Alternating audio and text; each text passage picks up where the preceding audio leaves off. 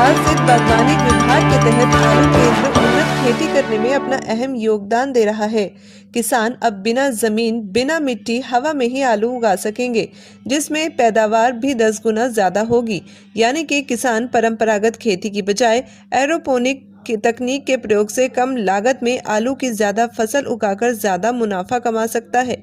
केंद्र द्वारा किसानों के लिए नई विधि निकाली गई है, जिसमें बिना जमीन, बिना मिट्टी के हवा में ही आलू उगेंगे और पैदावार भी 10 गुना ज्यादा होगी।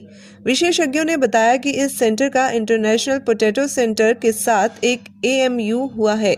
इसके बाद भारत सरकार द्वारा एरोपोनिक प्रोजेक्ट की अनुमति मिल गई है। आलू का बीज उत्पादन करने के लिए आमतौर पर ग्रीन हाउस तकनीक का इस्तेमाल करते थे, जिसमें पैदावार काफी कम आती थी।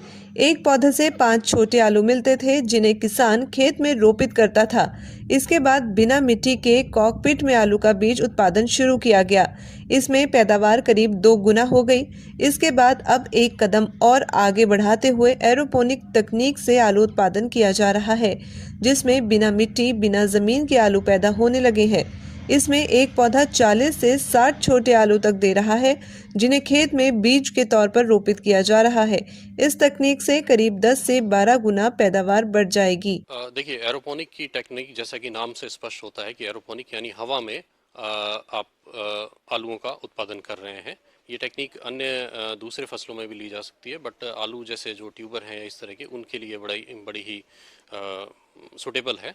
और आप इस तकनीक में देखेंगे कि जो भी न्यूट्रिएंट्स दिए जाते हैं वो सॉयल के थ्रू नहीं हैं, बल्कि ये डायरेक्टली मिस्ट के थ्रू ये आपको जड़ों में दिए जाते हैं।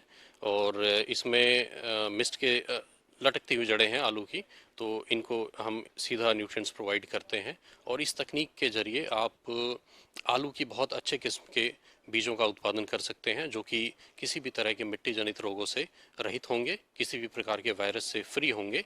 और साथ ही साथ इसमें आपको नंबर ऑफ़ ट्यूबर्स जो हैं या आलू की संख्या जो है वो बहुत ही ज़्यादा मिलती है।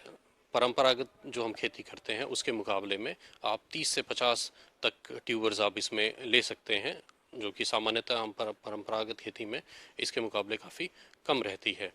तो ये तकनीक आने वाले दिनों में एक बहुत ही एक सीड की जो कमी है, हमारे अच्छे गुणवत्ता की सीड को कमी को पूरा करने में ये बहुत ही सहायक हो सकती है। और ये बहुत ही महत्वपूर्ण तकनीक है। और हरियाणा गवर्नमेंट की तरफ से ये एक डिपार्टमेंट ऑफ हॉर्टिकल्चर की तरफ से ये बड़ा ही अच्छा प्रयास है।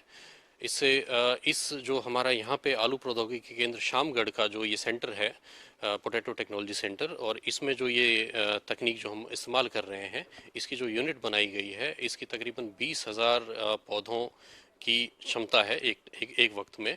और उन 20,000 पौधों से हम तकरीबन 8 से 10 लाख आलू के उच्च गुणवत्ता के मिनी ट्यूबर्स या सीड्स को हम ले सकते हैं। तो ये जो है एक बहुत ही व्यापक स्तर का एक प्रयास है सरकार की तरफ से किसानों को अच्छा सीड प्रोवाइड करने के लिए। आने वाले समय में टेक्निक काफ़ी फायदेमंद साबित होगी किसानों के लिए। बिल्कुल, ये आने वाले समय में ये टेक्निक हो सकता है शायद दूसरी टेक्निक्स को रिप्लेस करे, क्योंकि इस टेक्निक में बहुत सारी खूबियां हैं जो दूसरी टेक्निक्स में हमें नहीं मिलती हैं। आपका पूरा नाम? मैं डॉक्टर मनीष सेंगर हूं और मैं आलू प्रौद्योगिकी केंद्र में सीनियर कंसल्टेंट हूं। आलू प्रौद्योगिकी केंद्र शामगढ़ करनाल पर हम एक नया कदम और बढ़ाते हुए आलू बीज की गुणवत्ता को बढ़ाते हुए एक एरोपोनिक्स टेक्निक हम लोगों ने इस्तेमाल की है। और यहाँ पे लगभग 2 करोड़ की लागत से एक सिस्टम इंस्टॉल करा है CPRI की मदद से। इससे हमारी जो आलू बीज की ब्रीडर सीड की जो क्षमता है उत्पादन की, वो लगभग 3 से 4 गुना बढ़ गई है। इससे आसपास के राज्यों और हरियाणा के किसानों को जो है बेनिफिट होगा, वो लाभान्वित होंगे।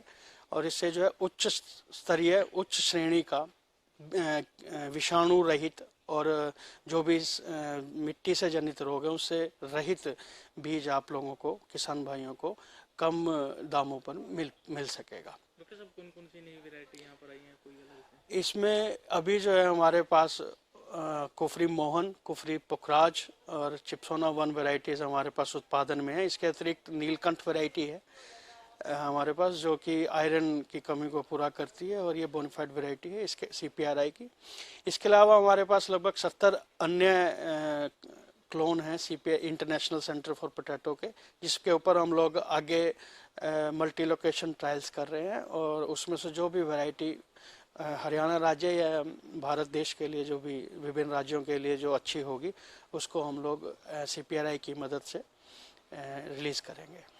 डॉक्टर साहब, कोई ऐसी वैरायटी जो बाहर से लाके यहाँ पे ट्रायल के लिए लगाओगे? यहाँ हम लोग 2 इंटरनेशनल वैरायटीज़, एक तो बांग्लादेश से है, यूसी मैप करके एक वैरायटी है, और एक भूटान की वैरायटी है। हम लोग यहाँ ट्रायल बेस पे लगाया हुआ है हम लोगों ने इसको, और अगर ये यहाँ पर सक्सेसफुल होती है तो CPRI और SIP की मदद से हम इसको यहाँ पे रिलीज़ करेंगे। उत्पादन शक्ति कितनी है? ये लगभग 120 से 150 क्विंटल के आसपास इनकी क्षमता है, और ये जो है, इसमें से एक वैरायटी सैलाइन टॉलरेंट है। ये जो है क्षारीय जो मिट्टी रहती है उसके लिए उपयुक्त है, और एक वैरायटी जो है वो अर्ली वैरायटी में से है ये, और वो जो है 70 से 75 दिन की वैरायटी है और लाल रंग के अंदर है।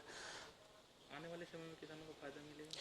आने वाले समय में जो ये वैरायटीज़ है, इससे उत्पादन क्षमता बढ़ेगी, और जो पौधे के ऊपर उसको संरक्षित करने के लिए, उसको बचाने के लिए जो फंजीसाइड या इंसेक्टिसाइड का जो खर्चा होता है वो भी बचेगा, और प्रोडक्शन भी बढ़ेगी इससे। आपका पूरा नाम? मैं शार्दुल शंकर, यहाँ सब्जेक्ट मैटर स्पेशलिस्ट हूँ, आलू प्रौद्योगिकी केंद्र शामगढ़ करनाल।